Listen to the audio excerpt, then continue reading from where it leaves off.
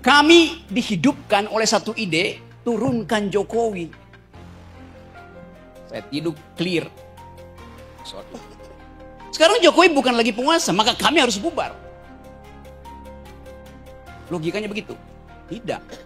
Jokowi sudah turun, tapi kejahatannya masih hidup. Itu soalnya. Jadi apa ya peran kami hari ini? Bukan lagi turunkan, penjarakan. Kesalahan pertama Prabowo adalah menjanjikan 6.000 mobil SMK. Kesalahan kedua Prabowo, di kantongnya tidak dia keluarkan 11 triliun itu. Kesalahan ketiga Prabowo, dia hamburkan APBN untuk bangun IKN. Dan kesalahan keempat Prabowo adalah dia diduga keras memalsukan ijazahnya. Oke, supaya kritik saya terdengar lebih nyaring, saya naik di panggung aja. Saya lupa mengkritik Prabowo, padahal dia banyak salahnya. Kesalahan pertama Prabowo adalah menjanjikan 6.000 mobil SMK. Kan orang protes saya, kenapa enggak kritik setajam kritik pada Jokowi? Oke. Kesalahan kedua Prabowo, di kantongnya tidak dia keluarkan 11 triliun itu. Kesalahan ketiga Prabowo, dia hamburkan APBN untuk bangun IKN. Fair enough? Jadi kalau mau sama ya begitu. Dan kesalahan keempat Prabowo adalah dia diduga keras memalsukan ijazahnya. Itu jawabannya. Jadi, kenapa terus-menerus Jokowi jadi sasarannya? Karena saya anggota kami, bukan anggota kamu. Kami artinya kapasitas mikir. Kami dihidupkan oleh satu ide, turunkan Jokowi. Saya tidur clear soal itu. Sekarang Jokowi bukan lagi penguasa, maka kami harus bubar. Logikanya begitu? Tidak. Jokowi sudah turun, tapi kejahatannya masih hidup. Itu soalnya. Jadi apa ya peran kami hari ini? Bukan lagi turunkan, penjarakan. Yang bilang itu siapa? Pak Gatot, Hersu, Rocky Gerung, Antoni. Tidak, emak-emak yang bilang itu. BEM yang bilang itu. Buruh yang bilang itu. Tadi Ubed kasih kritik bahwa mahasiswa yang bisa diandalkan untuk memulai perubahan itu. Buruh kurang. Fakta minggu lalu, Jumhur teriak keras dan semua sosial media. Kalau PPATK masih mengunci rekening, buruh akan melakukan narik uang. Tiba-tiba dalam 32 jam saya hitung dibatalkan itu. Karena suara dari Jumhur Hidayat. Jadi jelas keadaan ini memungkinkan kita mengatakan semua suara kami itu relevan karena di dalam organisasi ini ada yang berpikir tajam. Indrajit ucapkan satu upaya untuk melihat prospek global politics. Mulyadi menerangkan dengan bagus apa sebetulnya sumber kerusakan kita. Antoni mengucapkan dengan fasih data-data yang memungkinkan kita tahu bahwa pada akhirnya akan ada crash. Kapan itu? Ketika kesulitan ekonomi crossfire dengan tekanan politik. Idenya sempurna tuh. Jadi betul tadi, siapa tadi yang ngutip Alice in the Wonderland? Snow White. Betul. Kita mengajukan pertanyaan pada Putri Salju. Mirror, mirror on the wall. Who is the smartest one of all? Hai, cermin di dinding. Siapa yang paling pinter di antara yang ada? Kata si cermin, Kabinet merah putih paling pinter. Tapi masih ada kami di atasnya. Saya hanya mengutip Alice in the Wonderland ya. Bacaan anak-anak saya. Bacaan saya waktu masih anak-anak. Karena yang diterangkan oleh Antoni, diterangkan oleh Indrajit, diterangkan oleh Mulyadi, diterangkan oleh teman-teman semua itu. Menunjukkan kualitas berpikir kita. Yang gak ada dendam pada manusia. Tapi kita dendam terhadap kebijakan yang dibuat oleh beberapa manusia. Ada yang kutip tadi soal Puyi. Anak kecil yang kemudian jadi raja di Cina tuh. Dan itu yang menyebabkan kerajaan Ming itu tumbang. Tapi untung wajah anak kecil itu kita tidak lihat di ruangan ini. Kosong.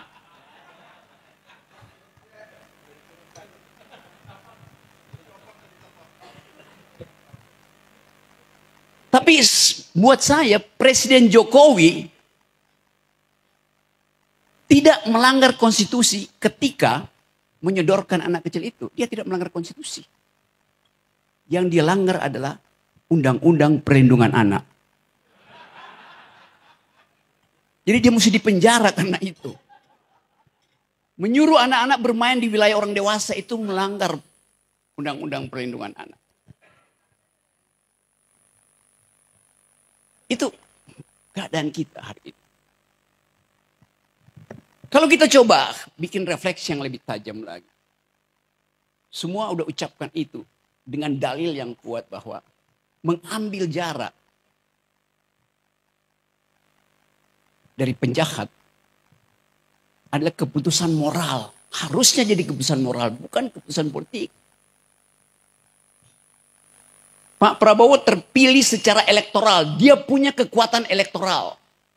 Tapi hasil kekuatan elektoral itu adalah hasil transaksi politik. Bisa nggak dia ubah itu dari kekuatan elektoral menjadi kekuatan moral? Itu yang kita perlu beritahu pada presiden. Anda menang secara elektoral, tetapi ada masalah moral di situ. Maka bring moral back into politics. Kita mau itu supaya jarak itu terjadi. Nah, kami adalah kekuatan melalui perspektif moral itu. Kita nggak punya masa. Tapi keterangan-keterangan yang diucapkan oleh emak-emak, diucapkan oleh BEM, diucapkan oleh jurnalis, diucapkan oleh masyarakat sipil, diucapkan oleh mereka yang sedang mengibarkan bendera One Piece, semuanya adalah moral call pada Presiden Prabowo. Karena tadi masih ada harapan.